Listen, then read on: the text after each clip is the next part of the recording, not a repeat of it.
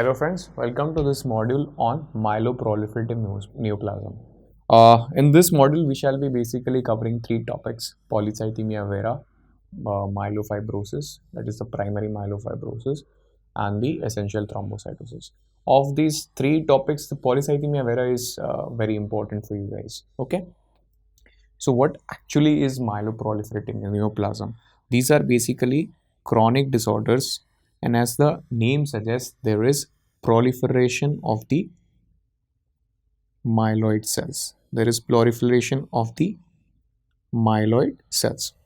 I would add a word: clonal proliferation of myeloid cells. So if you look into the WHO classification, they have divided the chronic myeloproliferative neoplasms into these following categories. So we have the CML, we have the chronic neutrophilic leukemia, we have chronic eosinophilic leukemia, we have polycythemia vera, which will be our topic of discussion. We have primary myelofibrosis, we have ET, that is the essential thrombocytosis, we have mastocytosis, and we have the unclassifiable myeloproliferative neoplasm. Of this, CML we have discussed totally in a different module, right? So here we are going to discuss the remaining part. Before I start with the polycythemia vera, let's first discuss what actually is polycythemia. Polycythemia in a very simple language is increase in hemoglobin levels. It is increase in hemoglobin levels, and it is used interchangeably with erythrocytosis. And what is actually erythrocytosis, we will come to that. But whenever you are approaching a case of polycythemia, it is very important to rule out whether you are dealing with a real polycythemia or you are dealing with a spurious polycythemia, right? Because you have basically RBCs and you have the plasma, right?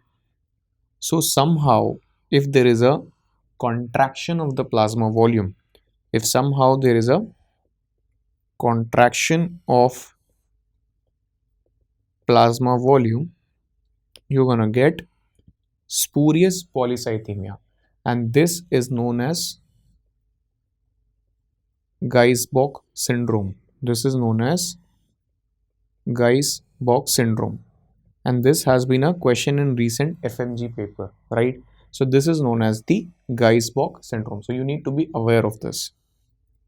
Now, as I told you that erythrocytosis and polycythemia, they are kind of used interchangeably, but for the definition per se, erythrocytosis stands for the increase in red cell mass, where polycythemia is basically increase in the red cells. So if you have to diagnose that there has been increase in red cell mass, the diagnosis becomes very tedious process, because you have to do a radio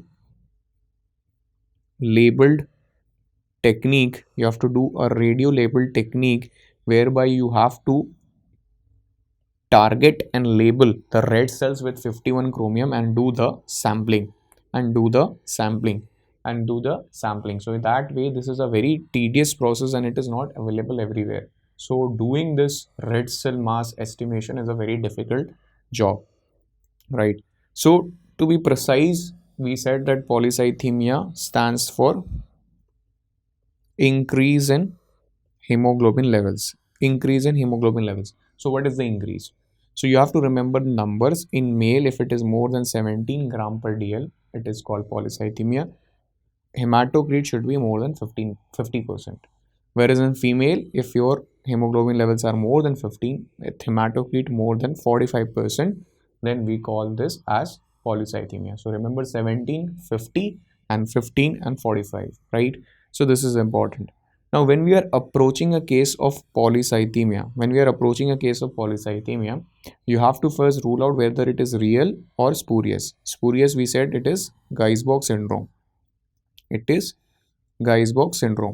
Now, as I told you, doing the radio labeled sample study is not very easy. So if in your option they have mentioned that what is the first step while evaluating a polycythemia, and they have given you the option of radio labeled study, then you have to choose radio labeled study, because that is the first step that they have given in Harrison. But clinically, we actually do not follow that step, because it's not possible to do the radio labeled study in every institution. It is a very difficult test and it is not available everywhere, right?